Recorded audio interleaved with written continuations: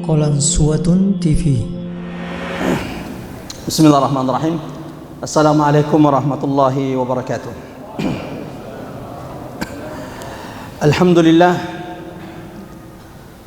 Alhamdulillahilladzi anzala ala abdihi alkitab wa lam yaj'al lahu 'iwaja. Ashhadu an la ilaha illallah wahdahu la syarika lah wa ashhadu anna Muhammadan abduhu wa rasuluhu al-mab'uts rahmatan lil alamin.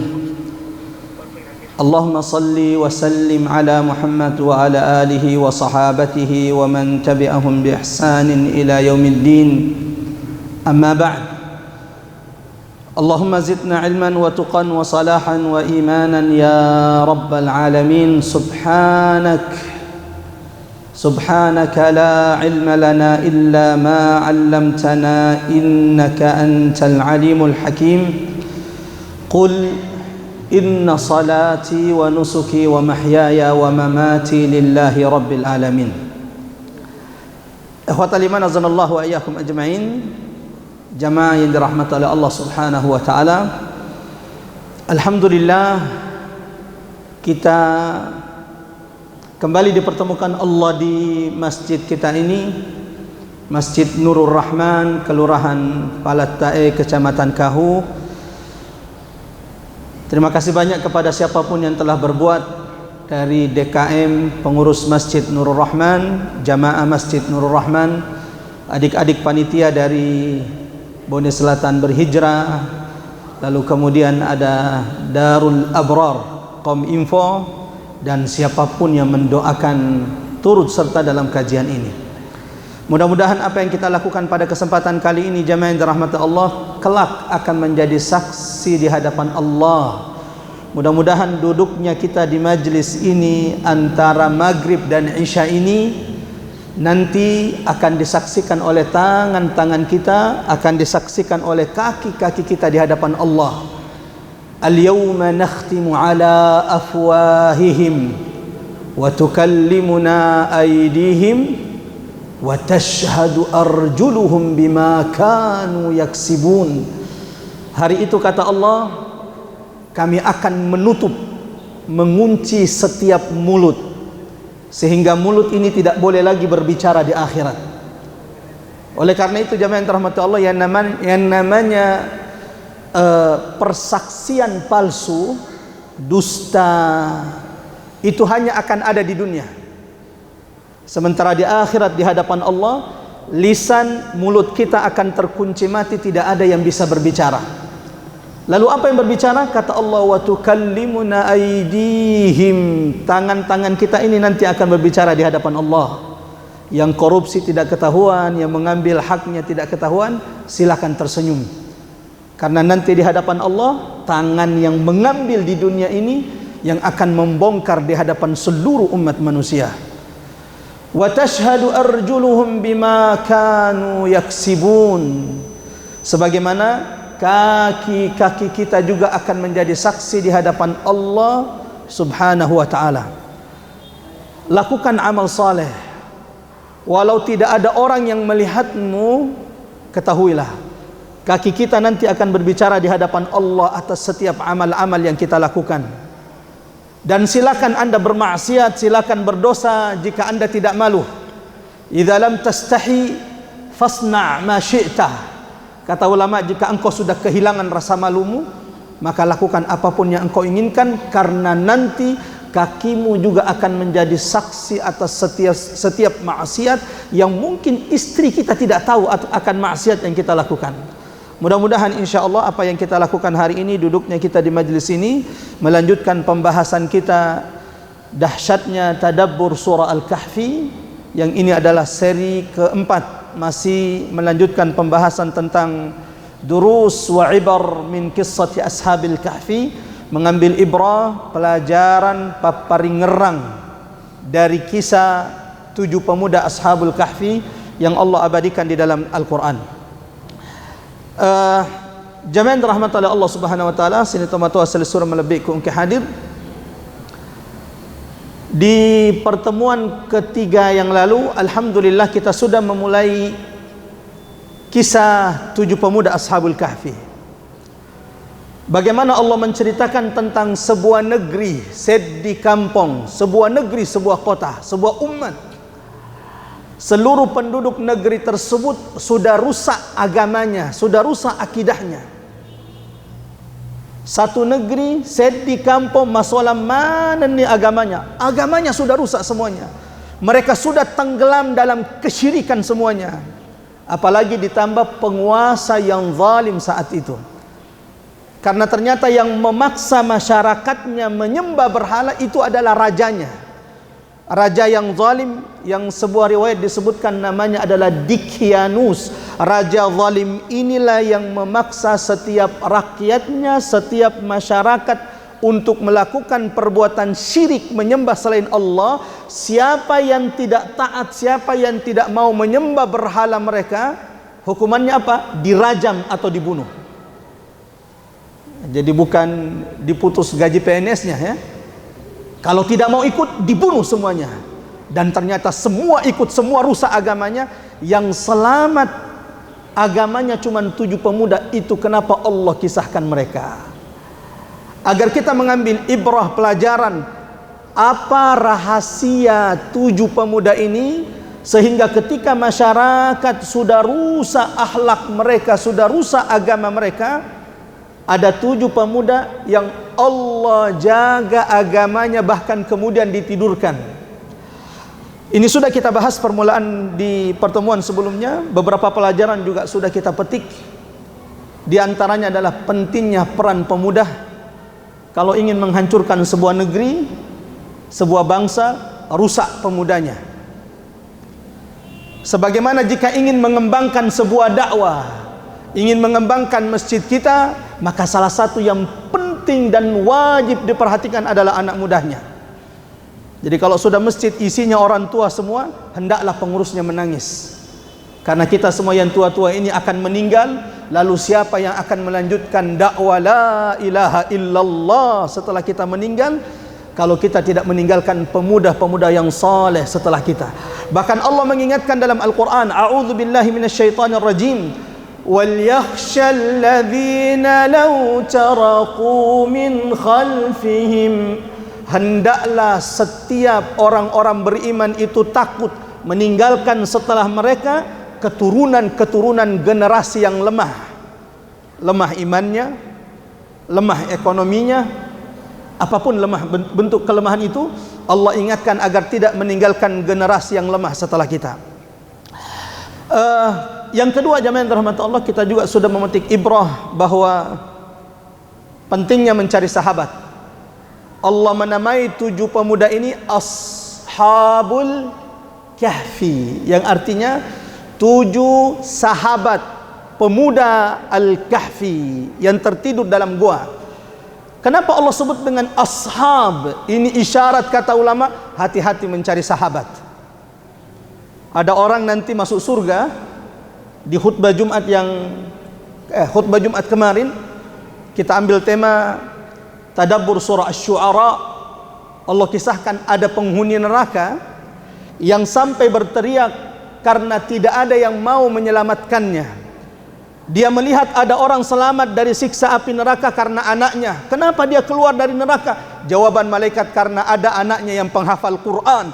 Cucunya penghafal Quran hari ini menyelamatkan kakeknya dari neraka. Ada juga orang, Masya Allah, keluar dari siksa api neraka. Ketika ditanya, penghuni lain menanyakan, kenapa orang ini bisa keluar sementara kami tidak keluar?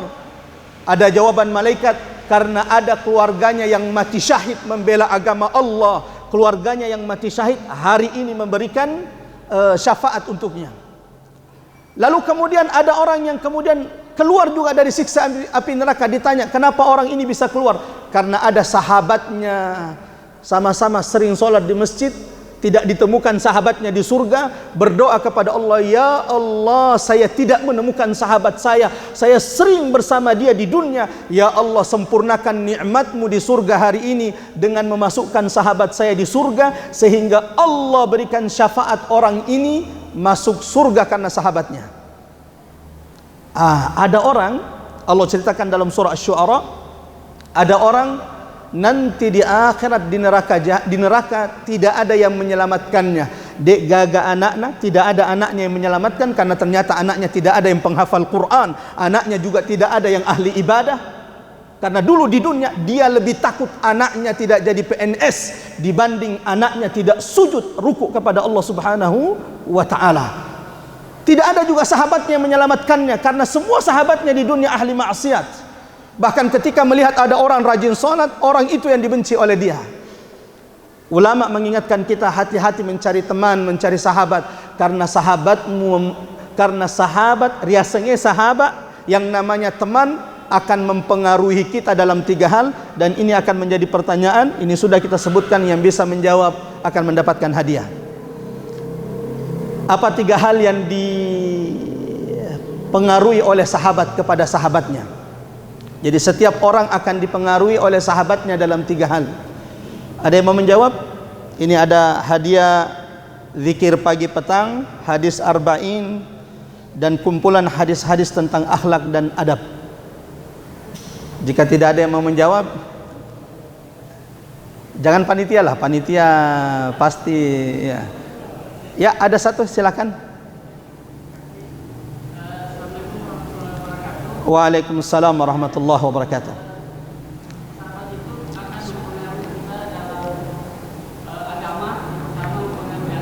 Ya. Ya. Allahu Akbar. Yang namanya sahabat, kata ulama, 1 akan mempengaruhi hubunganmu dengan Allah. Itu pertama. Yang bersahabat dengan pas sempajang, minimal sahabatnya akan magelok toka fakullah, kalau kata sempajang, maka dia akan baik hubungannya dengan Allah. Ya muku faboto tosilona, berarti dia naudi temas silos faboto wadimutosi seng. Tapi jangan sering-sering bahagia berada di tengah-tengah mereka. Karena kalau mau tahu bagaimana jiwa kita, roh kita, lihat kita ini merasa nyaman di tengah siapa. Kalau merasa nyaman di tengah orang soleh, di tengah orang yang rajin ibadah, berarti jiwamu, rohmu adalah roh ahli ibadah. Tapi kalau merasa nyaman, merasa tenang di tengah orang-orang yang senantiasa bermaksiat, ketahuilah ruhmu sejenis dengan mereka. Karena Rasulullah mengatakan al-arwahu junudun mujannadah, yang namanya ruh, jiwa itu akan menemukan sahabat-sahabatnya. Kalau ketemu dengan sejenisnya akan cepat menyatu, tapi jika tidak sesuai maka akan terpisah. Masya Allah, jawabannya benar. Yang pertama, sahabat kita akan mempengaruhi hubungan kita dengan Allah. Yang kedua, sahabat itu akan mempengaruhi hubungan kita dengan orang tua. Jadi kalau ada anak kita yang sudah tadinya magelok maring kalina lo ditomatoanna, mudah diperingati, mudah dinasehati, tiba-tiba berubah, coba cek siapa sahabatnya. Karena bisa jadi anakmu sudah dirusak oleh sahabatnya. Yang ketiga, namanya sahabat akan mempengaruhi akhiratmu nanti kelak. Bisa jadi yang memasukkanmu ke surga adalah sahabat, bisa juga yang memasukkanmu ke dalam neraka adalah sahabatmu. Kenapa? Anda yang mengajari dia botok, Anda yang mengajari dia botok, lalu ternyata Anda tobat setelah itu, tapi lupa mengajak dia tobat. Setelah itu dia menjadi raja botok di kahu, maka semua dosa-dosanya akan dicatat pada dirimu. Jadi yang sudah tobat, ajak yang sudah pernah diajak. Tabe follow, tobat na iya. Elo kak saya ingin melepaskan diri. Wajak toni, tawilai toni tu pak majak, na benci buangnya. Kalau sudah begitu, kita sudah mengajak, berarti kita sudah berlepas diri di hadapan Allah Subhanahu wa ta'ala. Kita lanjut kisah Ashabul Kahfi. Sini tomatu asli surah malabiku ke hadir jamaah yang dirahmati Allah. Mudah-mudahan insyaallah kisah Ashabul Kahfi ini bisa selesai malam ini supaya kita lanjutkan insyaallah kisah kedua dalam surah Al-Kahfi di Sabtu berikutnya, jika Allah panjangkan umur kita dan Allah berkahi umur kita semuanya. Allahumma amin ya rabbal alamin. Sampai di mana kemarin kisahnya? Ada yang mengingatkan? Intinya bahwa 7 pemuda ini tidak turun dari langit. Dari mana datangnya 7 pemuda ini? Ternyata 7 pemuda ini adalah 7 pemuda yang diajar secara sembunyi-sembunyi. Siapa yang mengajar 7 pemuda ini secara sembunyi-sembunyi? Seorang kakek tua yang tersisa yang beriman di kampung itu.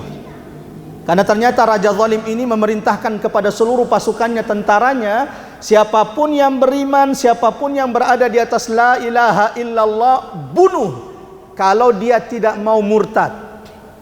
Sudah dibunuh semuanya, dikira sudah dibunuh, ternyata tersisa ada satu kakek-kakek. Kakek-kakek inilah yang sembunyi, diam-diam tengah malam keluar mencari anak muda, diajari agama, diajari tentang tauhid, diajari siapa Allah, siapa pencipta langit dan bumi, dan siapa yang wajib kita ibadahi.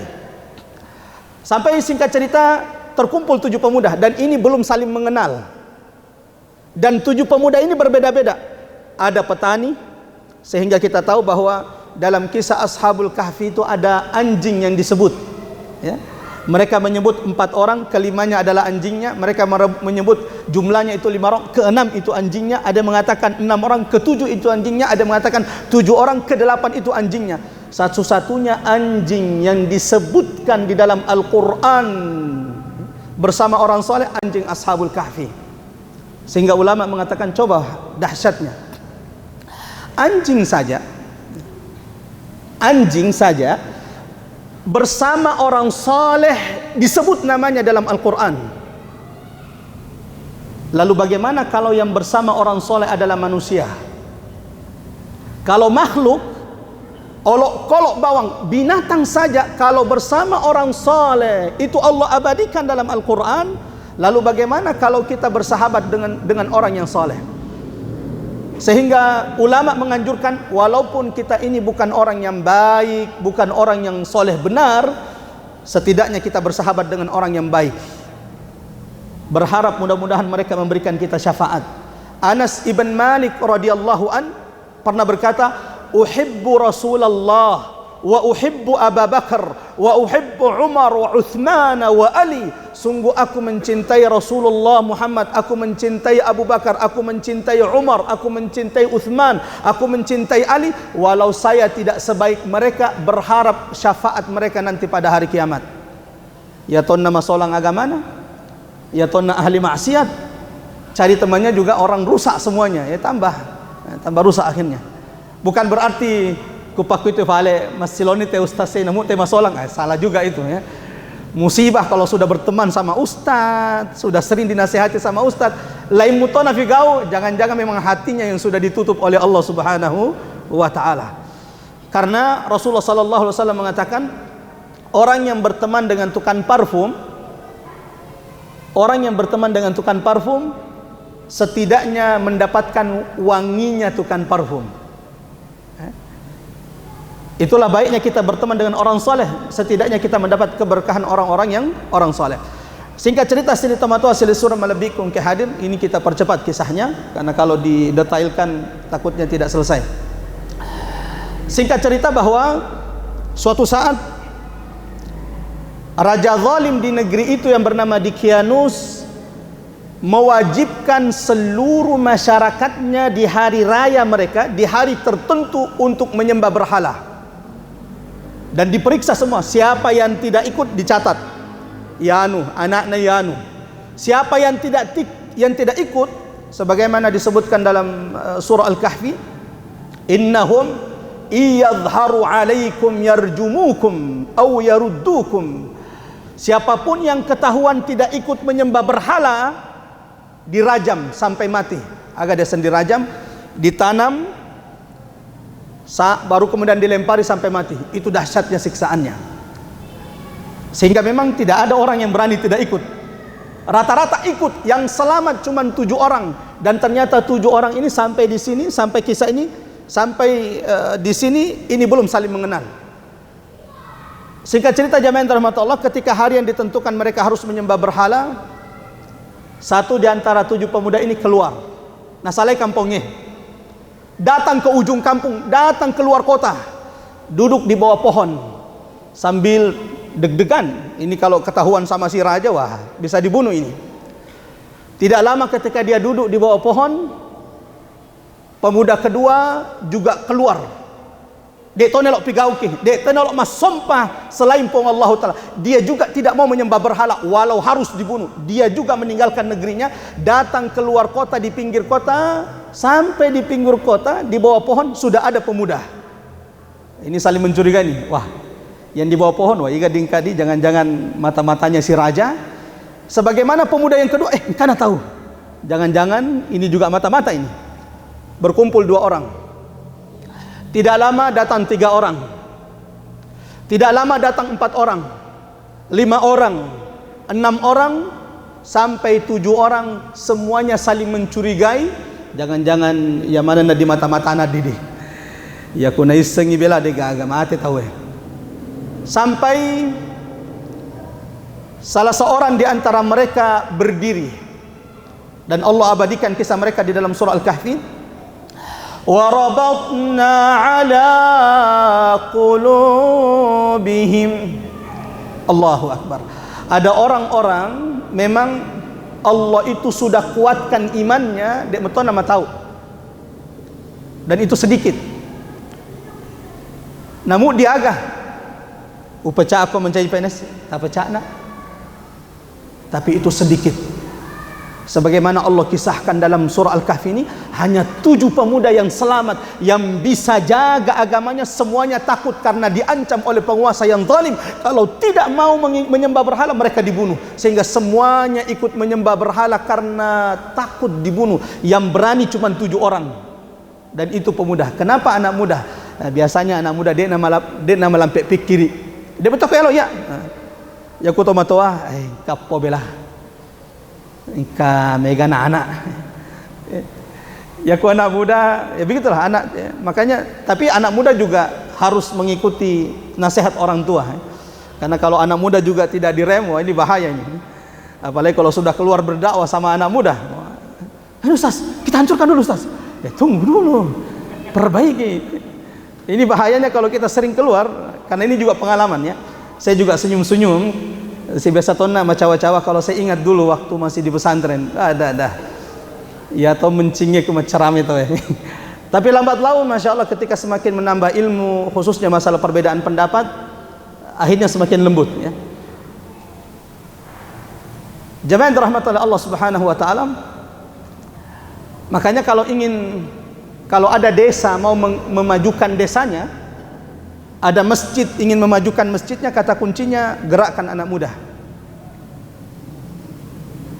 Karena anak muda yang pintar desain video, bikin flyer, keliling masjid, tempel-tempel, dia pakai zaman dah, ya, belum ada kerjanya. Karena tidak mungkin juga orang tua, ya, ketua DKM, alina lobat tempele. Makanya gerakkan anak muda. Itu kenapa Allah kisahkan 7 pemuda dalam Ashabul Kahfi. Karena ini memberikan kita banyak hikmah, pelajaran. Jamaah yang dirahmati oleh Allah Subhanahu wa taala. Singkat cerita, salah satu berdiri. Idz qamu faqalu, lalu mereka sama-sama berkata, ini saling mencurigai dulu nih. Ini 7 orang belum ada yang saling mengetahui. Ini bukan sahabat. Jadi jangan dikira 7 pemuda ini adalah 7 sahabat, tidak. Ini tidak saling mengenal sebelumnya. Sampai kemudian dipertemukan oleh Allah Subhanahu wa taala. Ada petani, ada nelayan, bahkan ada orang kaya raya di antara 7 pemuda ini. Siapa itu? Sepupunya raja. Sepupunya raja menjadi salah satu dari 7 pemuda yang akhirnya rela meninggalkan istananya, rela meninggalkan kekayaannya demi la ilaha illallah. Untuk menjadi pelajaran bagi orang-orang yang saat ini dibukakan dunia oleh Allah, bahwa dunia yang Allah berikan ini belum seberapa. Ada orang baru dibukakan dunia tak kalufani. Walau memang itu yang paling ditakutkan Nabi Muhammad sallallahu alaihi wasallam. Kata Rasulullah, "Mal faqru akhsha alaikum." Bukan kemiskinan tania kasia-sia yang aku takutkan akan menimpa umatku. Yang saya takutkan adalah ketika Allah bukakan dunia kepada kalian, lalu dunia membinasakan kalian sebagaimana membinasakan manusia-manusia sebelum kita. Kita lanjut. Jadi mereka akhirnya berdiri lalu kemudian berkata, idz qamu faqalu rabbuna rabbus samawati wal ard lan nad'u min dunihi ilaha. Yang ternyata Masya Allah ketika berdiri beberapa orang di antara mereka lalu berkata, wahai sahabatku, wahai pemuda, bukankah Tuhan yang harus kita sembah adalah Dia yang menciptakan langit dan bumi? Saya tidak akan menyembah selain Allah yang menciptakan langit dan bumi. Ternyata semuanya sama. 7 pemuda ini mengatakan, kalau begitu kita sama. Saya juga meninggalkan negeri ini, saya meninggalkan masyarakat kita, karena saya juga tidak setuju menyembah selain Allah Subhanahu wa ta'ala. Allahu Akbar. Dipertemukan Allah ketika ruh mereka adalah ruh yang sama. Salah satu sifat 7 pemuda ini yang Allah abadikan di dalam Al-Quran, sehingga ini juga menjadi peringatan bagi kita. Ternyata Masya Allah, 7 pemuda ini kata Allah bukan 7 pemuda yang hanya memikirkan dirinya. Engkau tahu ada orang hidup di dunia ini cuma pikirkan dirinya, anaknya, keluarganya. Mohon maaf, Islam tidak mengajarkan kita hidup untuk diri kita saja. Coba perhatikan doa-doa yang diajarkan Allah dalam Al-Quran. Rabbana atina fid dunya hasanah, Rabbana ighfir lana wa li ikhwanina alladhina sabaquna bil iman. Allah Al-Quran mengajarkan kita memikirkan bukan hanya keluarga kita, tetapi siapapun orang-orang yang ada di sekitar kita. Coba yang dirahmati oleh Allah Subhanahu wa ta'ala, ada pepatah ulama, orang besar bukanlah orang yang kaya raya untuk dirinya saja. Orang besar adalah orang yang hidup untuk dirinya dan orang lain. Sehingga Nabi Muhammad sallallahu alaihi wasallam mengatakan, orang yang paling mulia di hadapan Allah bukan yang paling rajin ibadahnya. Manusia yang paling baik bukan yang paling rajin puasanya. Manusia yang paling baik bukan yang paling banyak zikirnya. Siapa manusia yang paling baik? Khairun nas, sebaik-baik manusia, anfa'uhum linnas, yang paling banyak bermanfaat untuk manusia. Mudah-mudahan Allah jadikan harta kita, ilmu kita bermanfaat untuk umat manusia. Ada orang kepintarannya untuk dirinya saja, ada orang hartanya untuk dirinya dan keluarganya saya. Orang-orang seperti ini bukanlah orang-orang yang mulia di hadapan Allah Subhanahu wa ta'ala, karena Rasulullah mengatakan manusia yang paling baik adalah manusia yang paling bermanfaat. Sebagaimana 7 pemuda ini, Masya Allah, di antara sifat mereka yang Allah abadikan dalam Al-Quran, ketika mereka ternyata memikirkan kondisi masyarakatnya. Dalam surah Al-Kahfi ayat ke-15, Allah abadikan perhatian 7 pemuda ini kepada orang-orang yang ada di negerinya. Haula'i qaumun attakhadhu min dunihi aliha. Salah satu yang membuat mereka kemudian berfikir keras, bagaimana masyarakat di negerinya yang saat itu menyembah selain Allah Subhanahu wa ta'ala. Singkat cerita jamaah yang dirahmati oleh Allah Subhanahu wa ta'ala, ini masih panjang ceritanya, ini belum masuk gua ini.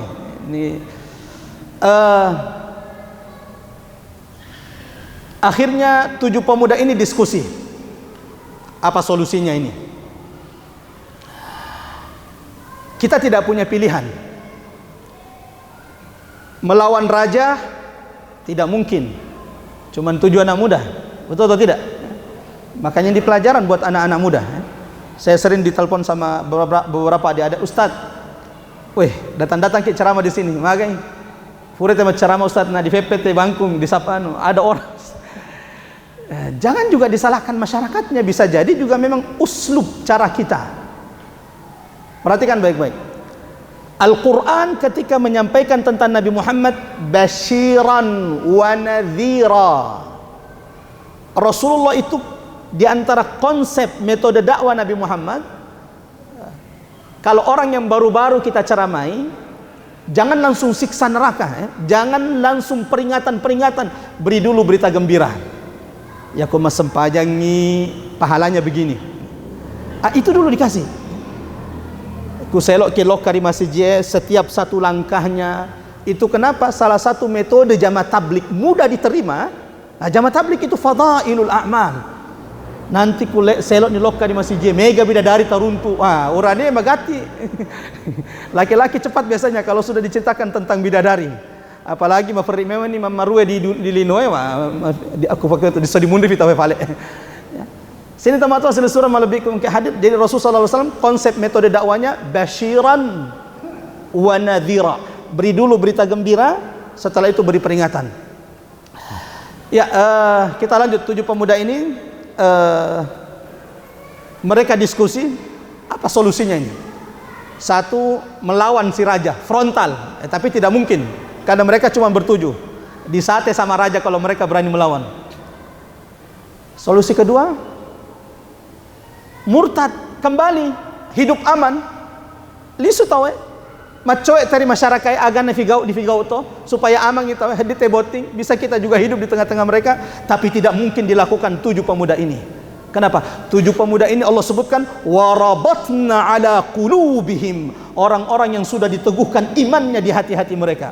Tidak mungkin mereka murtad. Solusi ketiga, sudah kita pulang di tengah masyarakat, hidup diam-diam jaga iman kita sambil berdakwah diam-diam di tengah masyarakat. Solusi ketiga ini diambil.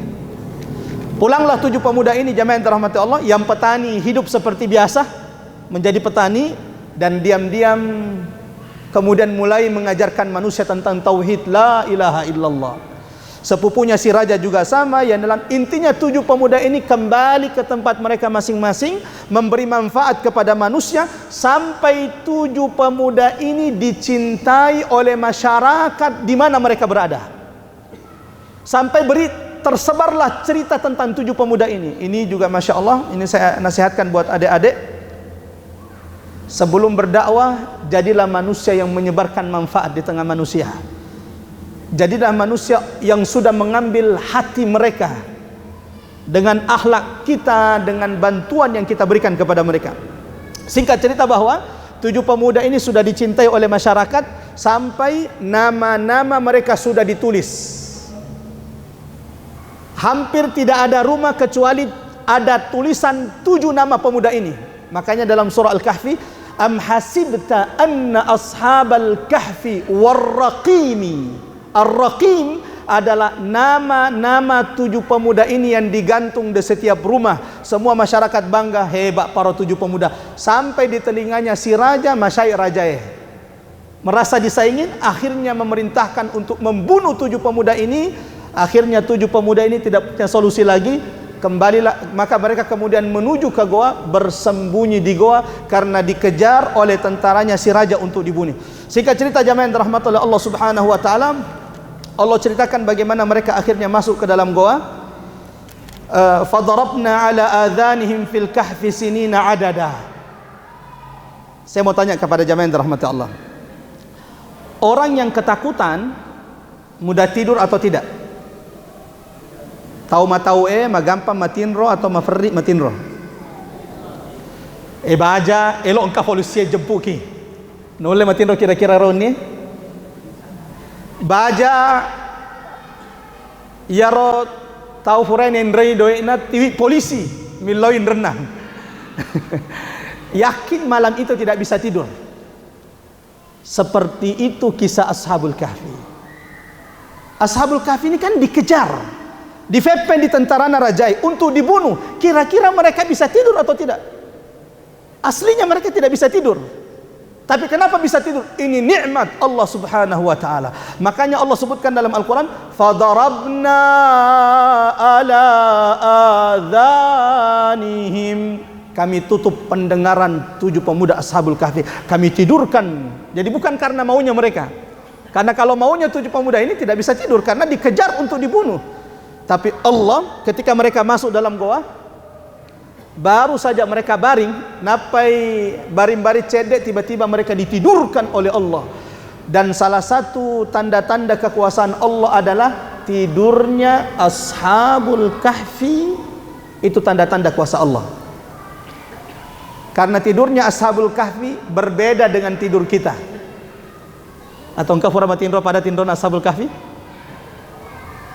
Tidurnya Ashabul Kahfi itu tanda-tanda kekuasaan Allah dari beberapa hal, kata ulama. Satu, lamanya tidur ini tanda-tanda kekuasaan Allah. Kenapa? Lamanya tidurnya Ashabul Kahfi 309 tahun. Allahu Akbar. Dan ajaibnya lagi, setelah bangun, ketika moto, tidak berubah fisiknya. Rambutnya tidak putih, kukunya tidak panjang. Bayangkan ni kung kato matinro 2 tahun na bawang, jangan na telur ratu tahun, 2 tahun na bawang. Makan ditaruhkan ukuna. Saya punya teman, Allah uji beliau, istrinya itu koma. Istrinya koma, mudah-mudahan Allah angkat derajatnya dengan musibah ini. Sampai saat ini berarti sudah sekitar 3 tahun istri beliau koma. Jadi sudah sekitar 3 tahun koma. Ada imam Masjidil Haram namanya Imam Ash-Shuraim, ibunya itu koma selama 10 tahun. Dan setelah 10 tahun Allah sembuhkan. Jadi kami semangati beliau. Satu, Allah bisa saja ingin meninggikan derajat beliau dengan musibah tersebut. Yang ingin saya katakan bahwa baru 2 tahun koma istri beliau, ini tulang-tulang rusuk sudah banyak yang patah-patah karena jarang bergerak. Jadi jangankan 309 tahun, si ulangi bawa matinro dek takedo-kedo, itu bisa rusak fisiknya. Lalu bagaimana 7 pemuda Ashabul Kahfi ini tidur 309 tahun tidak rusak fisiknya? Ketika bangun tidak berubah wajahnya, rambutnya tidak menjadi putih. Dari mana kita tahu? Dari percakapan mereka ketika mereka bangun, mereka bertanya, qalu kam labisna, berapa lama kita tidur? Bayangkan, seandainya berubah mana nih rupanya. Bayangkan nih Pak Musa waktu nama lolo magenta biasa, dan sekarang yang sudah putih, sudah hampir putih semua, masya Allah, janggutnya, rambutnya. Jadi kalau nadek itu nagenda 100 tahun umur naro, seandainya berubah wajahnya, rambutnya 7 pemuda Ashabul Kahfi ini, yang pasti tak kini dulu pertama ketika bangun, wih, ikat tuh. Tapi kan tidak, mereka tidak terkejut. Yang ada adalah mereka bertanya, magai tanah tematinro, berapa lama kita tertidur?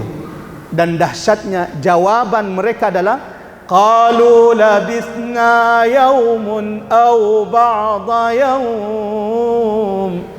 Sepertinya kita ini tidur 1 hari atau setengah hari. Kapan mereka tahu? Nanti saya ceritakan ini. Ini masih panjang ini. Jangan-jangan 3 sesi ini Ashabul Kahfi ini. Sampai di sini jamaah yang dirahmati Allah. Tidurnya Ashabul Kahfi tanda-tanda kekuasaan Allah dari segi apa? Satu, apa tadi? Lamanya tidur. Ini di luar kewajaran. Ini menunjukkan akuasa ngennafung Allah Ta'ala. Ada orang tidur 309 tahun dan tidak rusak fisiknya. Yang kedua,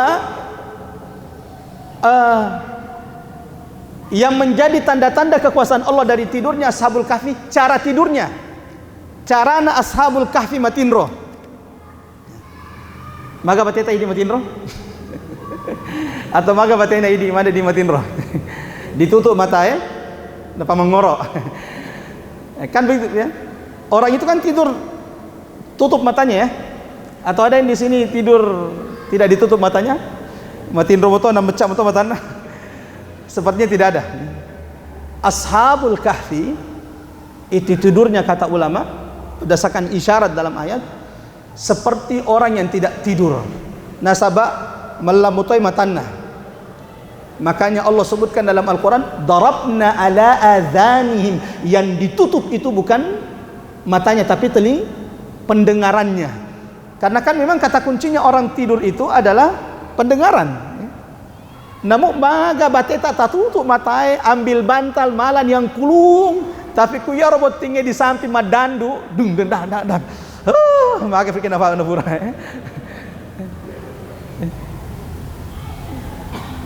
Jadi kata kuncinya tidur itu adalah telinga. Nah, Ashabul Kahfi tidurnya mereka, selain lamanya mereka tidur itu adalah tanda-tanda kekuasaan Allah. Yang kedua, kata ulama, cara tidurnya Ashabul Kahfi itu berbeda dengan kita. Kenapa? Kalau kita matanya tertutup, Ashabul Kahfi itu matanya tidak tertutup. Berdasarkan firman Allah dalam surah Al-Kahfi ayat 18, وَتَحْسَبُهُمْ أَيْقَاظًا وَهُمْ رُقُودٌ.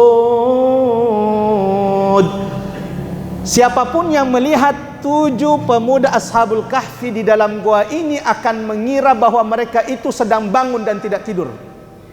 Wa tahsabuhum aiqadha. Kata Allah, kalau kalian melihat 7 pemuda itu, kalian mengira bahwa mereka adalah orang yang sedang bangun.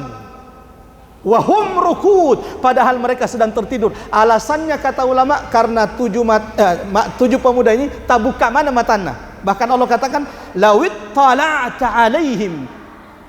Setiap orang yang masuk lari keluar. Kenapa?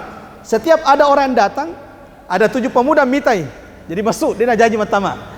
Wa kalbuhum basitun dhira'aihi bil wasid. Sementara anjing dari 7 pemuda Ashabul Kahfi ini duduk di depan pintu gua, matanya juga terbuka.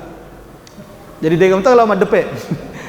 Tidak ada yang mendekat. Maka selama 309 tahun ini dijaga oleh Allah Subhanahu wa taala. Sampai di sini jamaah yang dirahmati oleh Allah Subhanahu wa taala. Aduh, sisa berapa menit? Masuk Isya? Sudah masuk Isya ya? 2 menit lagi? 5 menit. Oke, berarti ya kita coba, kalau tidak selesai berarti sesi ketiga, karena yang pasti ini tidak akan selesai. Karena kita belum mengambil pelajaran dari Ashabul Kahfi. Kita belum menyebutkan apa rahasia Ashabul Kahfi bisa selamat sementara satu negeri rusak agamanya semuanya. Dan ini akan kita ambil ibrah dari cerita Ashabul Kahfi ini. Singkat cerita jamaah yang dirahmati Allah, salah satu rahasia kenapa Allah sebutkan, salah satu rahasia yang dijelaskan Allah dalam surah Al-Kahfi, kenapa 7 pemuda ini walau tidur 309 tahun tapi fisik jasad mereka tidak rusak, rahasianya disebutkan di sini. Dan kata ulama, barang siapa yang mau sehat, belajar dari Ashabul Kahfi. Kenapa 309 tahun tidur tidak rusak fisiknya? Padahal tadi saya katakan ada teman, istrinya baru 2 tahun koma, sudah mulai banyak patah-patah di sini tulang rusuknya. Kenapa? Tidak bergerak. Orang kalau tidak banyak bergerak, ini juga akan berefek kepada, makanya setiap pagi ada suster perawat khusus untuk menggerak-gerakkan. Jadi di Fasudan Benena, lalu kemudian digerak-gerakkan supaya fisiknya itu tulang-tulangnya tidak keropos. Karena kalau tidak bergerak selama waktu yang lama, ini akan merusak tulang. Ashabul Kahfi 309 tahun tidak rusak fisiknya. Di antara rahasianya Allah sebutkan dalam surah Al-Kahfi ini. Apa itu? Ya, sudah masuk Isya, berarti kita akan lanjutkan insyaAllah di sesi ketiga. Ini belum bangun ya, masih tidur ya.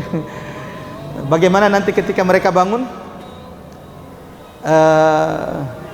Lalu bagaimana mereka akhirnya ketahuan? Dan setelah 309 tahun, bagaimana kondisi negeri? Apakah sudah ganti presiden, ganti penguasa atau tidak? Yang pasti 309 tahun sudah ganti presiden ya, itu sudah ganti penguasa itu. Jadi salah satu nikmatnya 7 pemuda Ashabul Kahfi, mereka berada di zaman penguasa yang zalim, tertidur, bangun-bangun ternyata sudah ganti penguasa, dan penguasanya sudah beriman kepada Allah. Saya sering bercanda kepada teman-teman, mageloto kafaro matindro-tindro pas moto tanya ganti nih presiden nih, pak kafal Quran nih presidennya. Tapi kayaknya mustahil ya, mustahil kita ada yang bisa seperti Ashabul Kahfi. Tapi Allah ceritakan kisah Ashabul Kahfi ini agar menjadi ibrah, pelajaran bagi kita. Siapapun yang ingin menjaga agamanya di tengah rusaknya masyarakat, siapapun yang ingin dijaga oleh Allah akidahnya, tauhidnya, la ilaha illallah, belajar dari 7 pemuda Ashabul Kahfi yang ketika satu negeri itu rusak agamanya, dipaksa untuk menyembah berhala oleh raja yang zalim, ada 7 pemuda yang selamat. Dan kita belum menyebutkan apa sebab-sebab yang membuat mereka selamat. Ini insyaAllah di sesi ketiga daripada kisah Ashabul Kahfi ini. Dan kita masih sampai di tidurnya Ashabul Kahfi. Kita bahkan belum menyebutkan apa rahasia kenapa fisik mereka tidak rusak padahal tertidur 309 tahun. Dan itu disebutkan Allah di dalam Al-Quran. Ulama mengatakan kalau mau sehat, kalau mau fisiknya kuat, belajar dari 7 Ashabul Kahfi. Apa itu? Akan kita lanjutkan insyaallah hari Sabtu pekan depan, masih di Masjid Nurul Rahman kalau DKM-nya masih mengizinkan. Tapi insyaallah pasti mengizinkannya. Wassallallahu ala Muhammad wa ala ali Muhammad. Subhana rabbika rabbil izzati amma yasifun wa salamun alal mursalin walhamdulillahi rabbil alamin. Wassalamualaikum warahmatullahi wabarakatuh. Jazakumullahu khairan sudah menonton video ini.